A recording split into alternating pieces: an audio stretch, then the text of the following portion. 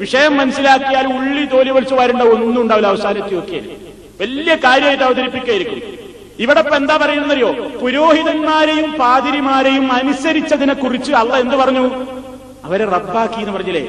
അപ്പൊ അവിടെ അനുസരിച്ചില്ല. അല്ലാതെ പുരോഹിതന്മാരോടും പാതിരിമാരോടും ഇവര് പ്രാർത്ഥിച്ചിട്ടൊന്നുമില്ലല്ലോ. പുരോഹിതന്മാരും പാതിരിമാരും ഒരു നിയമമാണ് പറഞ്ഞാൽ ക്രിസ്ത്യാനി അത് വിശ്വസിച്ചില്ലേ? അതിനെക്കുറിച്ചാണ് അല്ലാഹു തആല ഇവിടെ എന്ത് പറഞ്ഞത്? അവർക്ക് ഇബാദത്ത് എടുക്കാന്ന് പറഞ്ഞത്. എന്നാ നിങ്ങൾക്കൊരു കാര്യം കേൾക്കണോ? ഇത് ദുർവ്യാഖ്യാനാണ്. വളരെ വ്യക്തമായിട്ട് പറഞ്ഞുതരാം. എന്താണെന്നറിയോ? ഇവിടെ പുരോഹിതന്മാരെയും പാതിരിമാരെയും അനുസരിച്ചതിനെ കുറിച്ച് മാത്രമാണല്ലോ അള്ളാഹ് റബ്ബാക്കുക എന്ന് പറഞ്ഞത്. അതേ അവസരത്തിൽ തന്നെ നിങ്ങൾ ചിന്തിച്ചു നോക്കൂ, ജൂതന്മാരും ക്രിസ്ത്യാനികളും ആ കാലഘട്ടത്തിൽ അന്ന് അവരുടെ നാട് ഭരിച്ചിരുന്ന കൈസറിന്റെയും അതേപോലെയുള്ള ചക്രവർത്തിമാരെയും ഒക്കെ അനുസരിച്ചിട്ടുണ്ട് ഉറപ്പല്ലേ? അവരാ കാലഘട്ടത്തിലുള്ള ഭരണാധികാരികളെ അനുസരിച്ചതിനെ കുറിച്ച് അല്ലാഹു തആല അവരെ റബ്ബാക്കുക എന്ന് പറഞ്ഞിട്ടില്ല. അവരുടെ കാലഘട്ടത്തിലുണ്ടായിരുന്ന ഭൗതിക ഭരണകൂടത്തെ അനുസരിച്ചതിനെ കുറിച്ച് അവരെ റബ്ബാക്കുക എന്ന് ഖുർആൻ എന്തുകൊണ്ട് പറഞ്ഞില്ല? മറിച്ച് പുരോഹിതന്മാരെയും പാതിരിമാരെയും അനുസരിച്ചതിനെ കുറിച്ച് മാത്രമാണ് റബ്ബാക്കുക എന്ന് പറഞ്ഞത്. അപ്പൊ രണ്ടും തമ്മിൽ എന്തോ ഒരു വ്യത്യാസമുണ്ട് ഉറപ്പല്ലേ? അല്ലെങ്കിൽ അള്ളാഹ് ഇതുപോലെ തന്നെ പറയണത് ഭരണാധികാരികളെയും അവർ റബ്ബാക്കി എന്ന് പറയണം. അത് പറഞ്ഞിട്ടില്ല. അപ്പൊ ഭരണാധികാരികളെ അനുസരിക്കുന്നതും പുരോഹിതന്മാരെ അനുസരിക്കുന്നതും തമ്മിൽ ഒരു പ്രകടമായ വ്യത്യാസമുണ്ട്. അതെന്താ? പുരോഹിതനും പാതിരിയും ഒരു ഹലാല് ഹറാമാക്കുമ്പോ ക്രിസ്ത്യാനി വിശ്വസിക്കുന്നത് എന്താണെന്നോ, ഇത് അള്ളാഹുടെ നിയമമാണ് ഈ മാറ്റിയിരിക്കുന്നത്, ഇയാൾക്ക് ഇതിന് അധികാരമുണ്ട് എന്നാണ്. കാരണം പുരോഹിതന്മാർക്കും പാതിരിമാർക്കുമൊക്കെ പരിശുദ്ധാത്മാവിന്റെ പിൻബലുണ്ട് എന്നാണ് ക്രിസ്ത്യാനിന്റെ വിശ്വാസം. പരിശുദ്ധാത്മാക്കൾ അവതരിച്ചിരിക്കുന്നു ആരിൽ? പോപ്പുമാരിൽ, അച്ഛന്മാരിൽ, പുരോഹിതന്മാരിൽ. അതുകൊണ്ട് ദൈവത്തിന്റെ ഒരു ഹലാല് ഹറാമാക്കുവാൻ ഇവർക്ക് അധികാരമുണ്ട്. അള്ളാഹു പഠിപ്പിച്ച ഒരു ഹറാമിനെ ഹലാലാക്കുവാനും പുരോഹിതന്മാർക്ക് അധികാരമുണ്ട് എന്ന വിശ്വാസം. അഥവാ മതപരമായ ഒരാൾക്ക് സ്വർഗത്തിൽ പോകാനുള്ള നിയമങ്ങൾ ഉണ്ടാക്കുവാനും ഒരാൾ നരകത്തിൽ പോകുവാനുള്ള നിയമങ്ങൾ ഉണ്ടാക്കുവാനും അടക്കമുള്ള മതപരമായ നിയമങ്ങൾ നിർമ്മിക്കുവാൻ പുരോഹിതന്മാർക്ക് അധികാരമുണ്ട് എന്ന് വിശ്വസിച്ചുകൊണ്ട് അവരെ അനുസരിച്ചതിനെ കുറിച്ചാണ് അള്ളാഹ് പറഞ്ഞതെന്ത്? അതവർക്കുള്ള ഇബാദത്താണ്. അപ്പൊ അതിൽ അവരെ അഭൗതികമായ നിലക്ക് ഭയപ്പെടുന്നുണ്ട്. അച്ഛന്റെ കൽപ്പനയ്ക്ക് എതിര് പ്രവർത്തിച്ചാൽ കുരുത്തക്കേട് കിട്ടുന്നതാണ് അവന്റെ വിശ്വാസം. അച്ഛൻ പറഞ്ഞ ഈ ഹറാം അനുസരിച്ച് ഈ ഹറാം ഹലാലാക്കിയ തീരുമാനം ഈ ക്രിസ്ത്യാനി സ്വീകരിച്ചിട്ടില്ലെങ്കിൽ അവന്റെ വിശ്വാസം എന്താണ്? പരലോകത്ത് ശിക്ഷിക്കപ്പെടുന്നതാണ്. അതാണ് നമ്മൾ സാധാരണ പറയാറുണ്ട്. ഇത് കത്തനാര് പറഞ്ഞത് ക്രിസ്ത്യാനിക്ക് വേദം. എന്താ പറഞ്ഞത്? ക്രിസ്ത്യാനിക്ക് പുരോഹിതനും പോപ്പും ഒരു കാര്യം പറഞ്ഞാൽ അതെന്താണ്? അതിനൊരു വലിയ പരിശുദ്ധിയുണ്ട്. അത് ദൈവീകമാണ്. അത് ദൈവീകമായ നിയമമാണ്.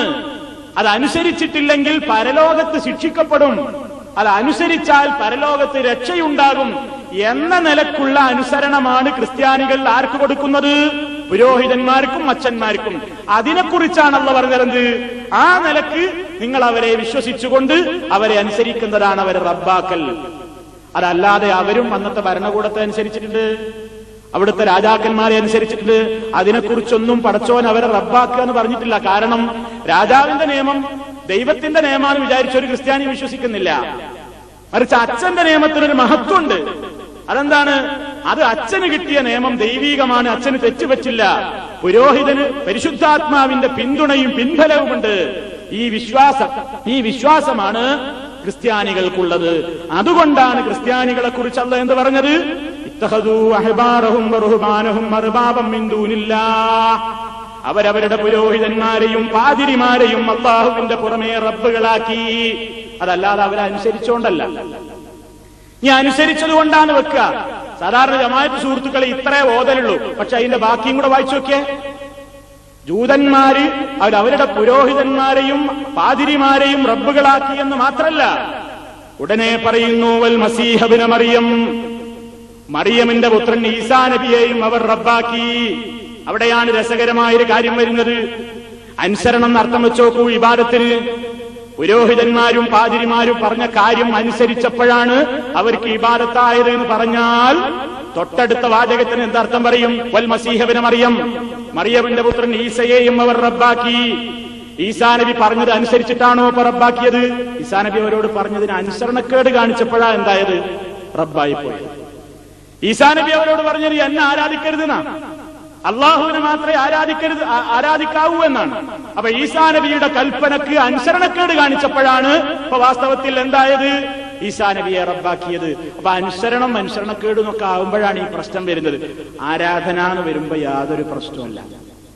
അപ്പൊ ഇവിടെ അല്ലാഹു തആല ഈ ക്രിസ്ത്യാനികളെ കുറിച്ച് അവരുടെ പുരോഹിതന്മാരെയും പോപ്പുമാരെയും അവർ റബ്ബാക്കി എന്ന് പറഞ്ഞാൽ കേവലം അവരുടെ കൽപ്പന അനുസരിക്കുന്നതിനെ കുറിച്ചല്ല, മറിച്ച് അവരുടെ കൽപ്പനക്കൊരു ദൈവീകമായ പരിവേഷമുണ്ടെന്നും അവരുടെ കൽപ്പന ധിക്കരിച്ചാൽ നരകത്തിൽ പോകുമെന്നും കൽപ്പന അനുസരിച്ചാൽ രക്ഷ കിട്ടുമെന്നുമുള്ള വിശ്വാസപ്രകാരം ആ പരിശുദ്ധി ചാർത്തിക്കൊണ്ടുള്ള അവരുടെ അനുസരണത്തെക്കുറിച്ചാണ് അള്ളാഹു ഇവിടെ അവർക്കുള്ള ഇബാദത്ത് എന്ന് പറഞ്ഞത്.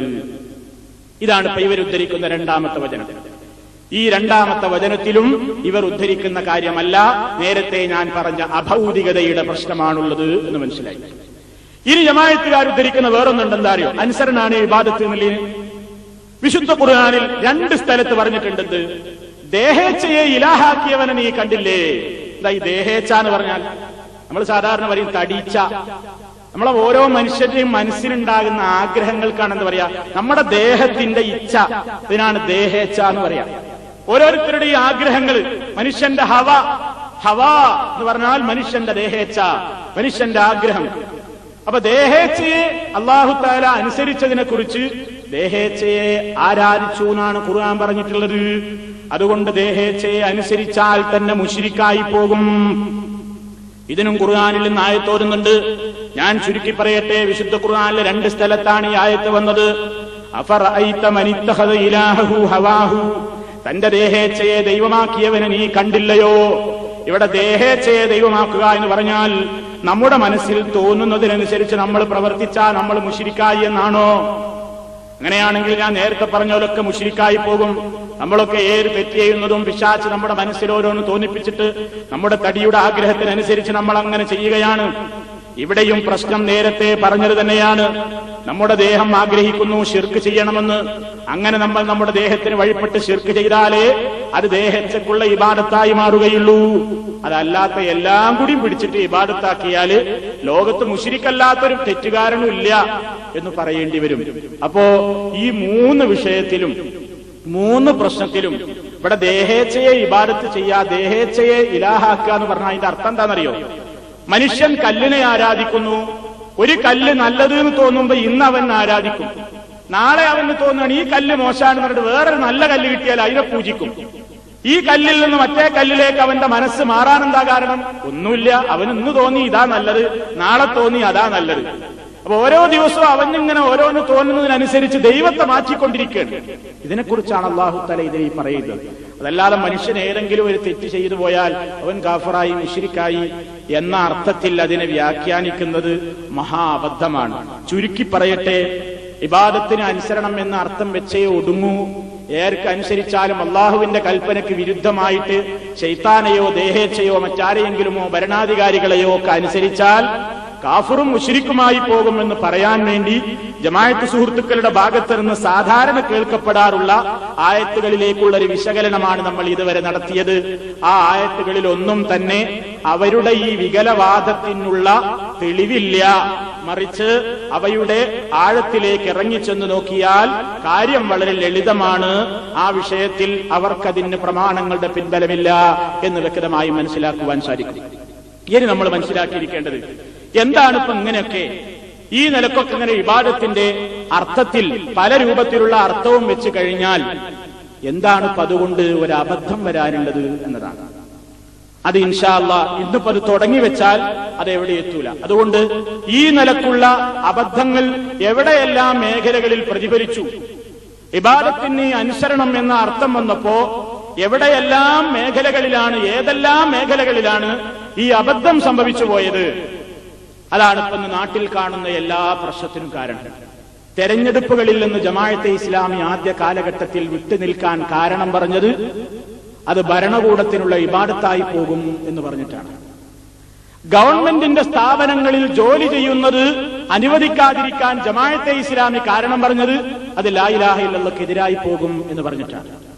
അതുപോലെ തന്നെ ഇസ്ലാമികമല്ലാത്ത അഥവാ അനിസ്ലാമികമായ സ്ഥാപനങ്ങളിൽ പോയി കുട്ടികൾ പഠിക്കുന്നതും അവിടുത്തെ സർട്ടിഫിക്കറ്റുകൾ നേടുന്നതുമൊക്കെ ശരിയല്ല എന്ന് പറയാൻ ജമാഅത്തിനെ ആദ്യകാലത്ത് പ്രേരിപ്പിച്ചത് ഈ നിലക്കുള്ള അർത്ഥരംഗത്ത് വന്ന വ്യത്യാസമാണ്. അതുപോലെ ഒരുപാട് വിഷയങ്ങളിൽ ഒരുപാട് പ്രശ്നങ്ങളിൽ ഒരുപാട് വൈകല്യങ്ങൾ ജമാഅത്ത് സുഹൃത്തുക്കളുടെ ഭാഗത്തു നിന്ന് ഉണ്ടാകുവാൻ കാരണമായത് ഈ ഇബാദത്തിന്റെ അർത്ഥത്തിൽ വന്ന ലാ ഇലാഹ ഇല്ലല്ലാഹയുടെ അർത്ഥത്തിൽ വന്ന ഈ വൈകല്യങ്ങളും തിരിമറികളുമൊക്കെ മൂലമാണ്. അതെവിടെയെല്ലാം ബാധിച്ചു എന്ന് വ്യക്തമായി മനസ്സിലാക്കേണ്ടതുണ്ട്. ഇനിയുള്ള വിഷയങ്ങളൊക്കെ നിങ്ങൾക്ക് വ്യക്തമായിട്ട് അത് മനസ്സിലാക്കുവാൻ സാധിക്കും.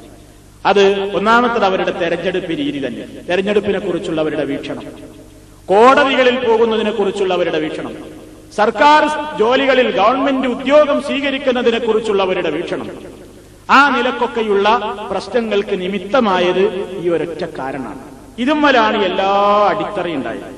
അവിടുന്നാണ് സലഫികളെ, പ്രത്യേകിച്ച് കേരളത്തിലുള്ള മുജാഹിദുകളെയൊക്കെ, മുജാഹിദുകളെടുത്ത് ശിർക്കില്ല എന്ന് പറയുന്നത് വെറുതെയാണ്. അവർ മമ്പർത്ത് പോകണില്ല എന്നേ ഉള്ളൂ, അജ്മീർക്കും നാഗൂർക്കും പുത്തമ്പള്ളികൾക്കൊന്നും പോകുന്നില്ല എന്നേ ഉള്ളൂ. പക്ഷെ രാഷ്ട്രീയ